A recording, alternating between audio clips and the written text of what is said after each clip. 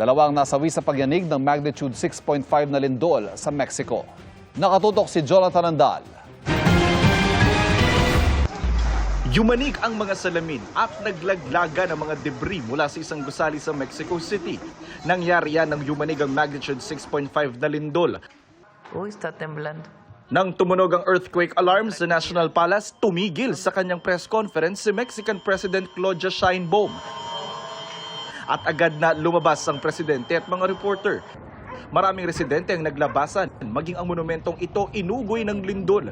Binulabog din ng lindol ang pag-workout ng lalaking ito. Napakaripas ng takbo ang mga tao sa loob ng gym. Sa Acapulco, malapit sa epicenter ng lindol, nauga ang mga kotseng ito sa isang resort.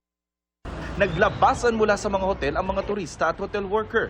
Y sí, la verdad es que estuvo muy fuerte y era un movimiento trepidatorio muy horrible, como yo nunca había experimentado algo así.